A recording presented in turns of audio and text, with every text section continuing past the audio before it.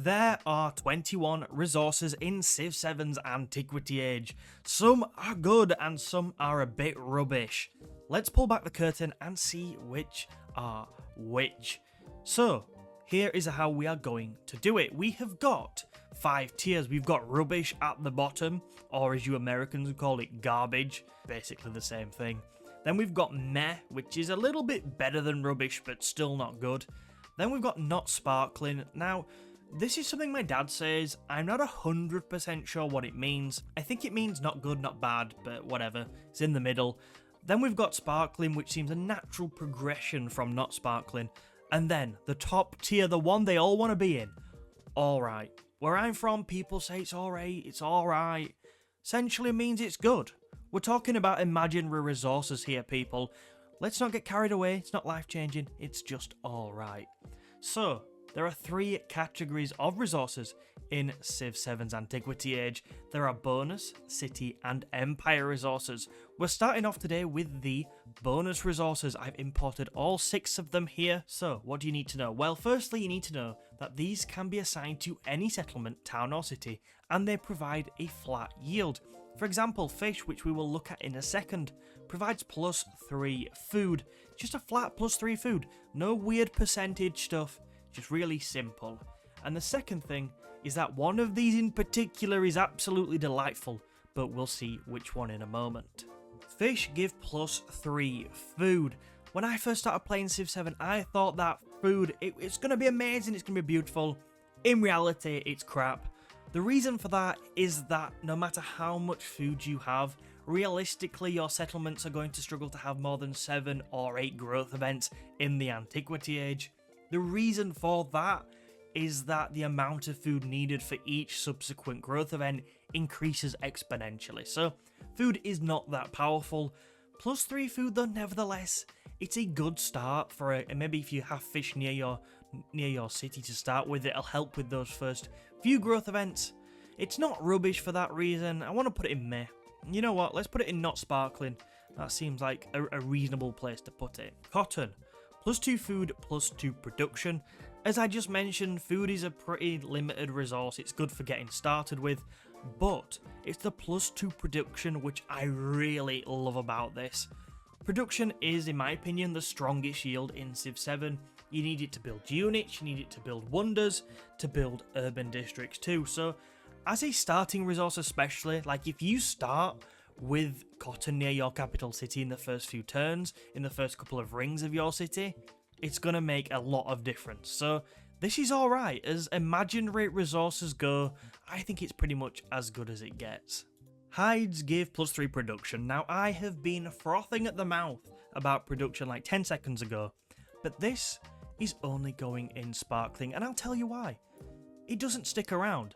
Come the end of the Antiquity Age, hides disappears, and the problem with this is that if you're trying to plan your district adjacency bonuses around resources, this is no use. It will backstab you, it will leave you. So it's only sparkling. +3 production's obviously still good, but yeah, that just taints it a little bit. Wool also gives bonus production, it gives +2 production, and it gives +2 happiness. Production's lovely, we've established that. Happiness is also really good. In my opinion, it's probably the second best yield in the game.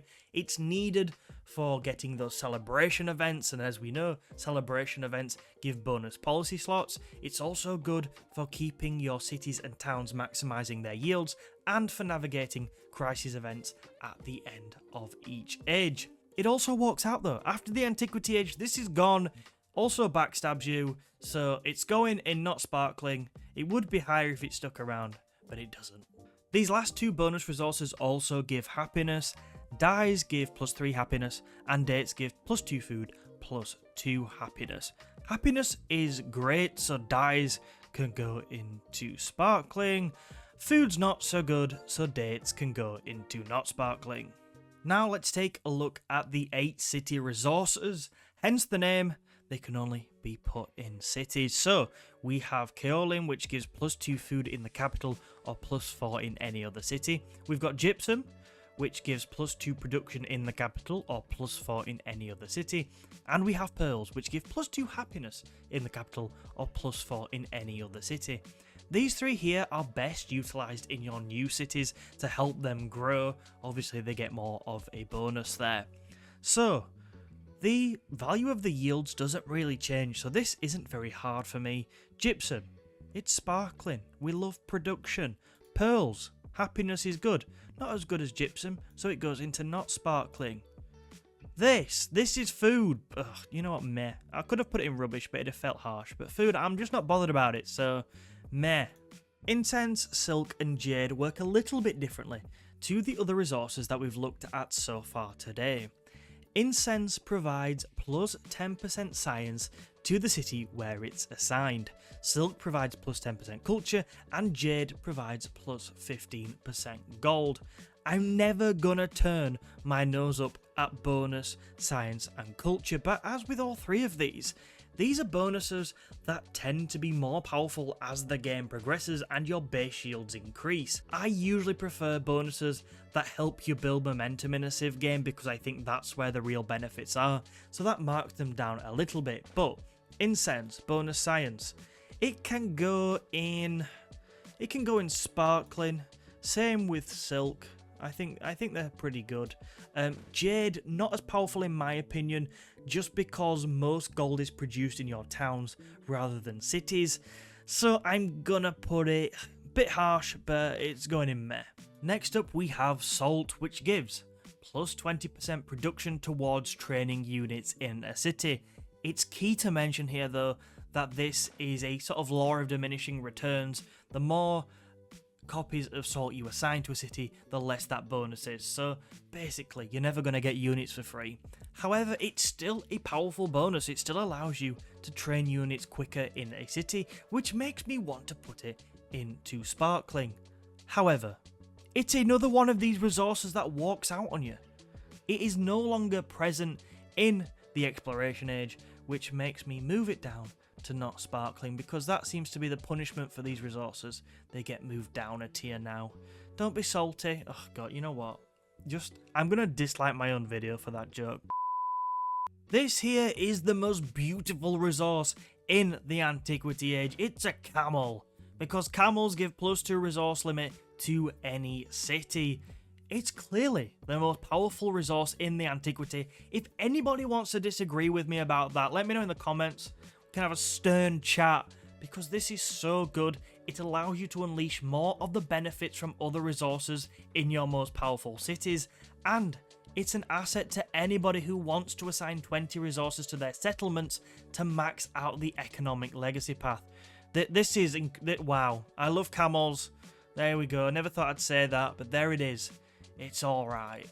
I don't think that Empire resources on the whole are as strong as the others, but they're still worth talking about, and there's still some pretty good ones. One positive for all of them is that they don't need to be assigned to a settlement, and instead they act as a permanent passive bonus to your whole empire. Silver, for example, gives 20% gold towards purchasing units in every one of your settlements, making it stronger than if it only impacted one. Now, I don't purchase too many units in Civ 7, I tend to spend my gold on purchasing buildings in towns, so although this is quite a nice bonus, because I don't use it too much, I've got to go and put it in meh. Next up we have gold. Gold is similar, but it gives 20% gold towards purchasing buildings. For expanding your towns, this is absolutely fantastic, and for that reason, gold goes into sparkling. For you warmongers out there, we've got a couple of resources you're gonna love. So we've got iron, which gives +1 combat strength for infantry units, and we've got horses, which give +1 combat strength for cavalry units and an additional +1 against infantry units. I think that both of these are quite nice, and no doubt once you've stacked a few of them, they can make a difference in battles. However, compared to the other bonuses we've looked at, and because you do probably need to stack a few of them for them to make an impact, we're going to put them both in meh. Feel free to argue with me down in the comments, maybe I'm being a bit harsh here, but I think that's where they should go. Ivory, which is elephants, and marble, both give bonus production towards wonders. So with marble, you get 10% towards wonders built on marine, tundra or grassland tiles, and with ivory you get 10% towards wonders built on desert, tropical and plains tiles. The wonders that can be built on these are pretty evenly split out between the two of them. I think they're both decent bonuses. I think especially on the harder difficulty when it's difficult to get wonders, these resources are definitely worth grabbing, but they're not that strong. So for me, they're both going into not sparkling. I have left a good one until last because we have wine. This provides +2 happiness in the capital and plus 10% culture when in a celebration. Of course, on its own this is decent, +2 happiness is a solid bonus, and plus 10% culture when in a celebration is going to be a factor that could maybe start to take your celebrations to an even higher level. But if you can get a few copies of this, that is going to be even better, so wine, for me, is certainly alright. Why not head down to the comments right now and let me know if you think my ideas are good or crap. It's kind of interesting nothing's gone in rubbish. Would you have put anything in rubbish? Thank you for watching today, and I will catch you in another video soon.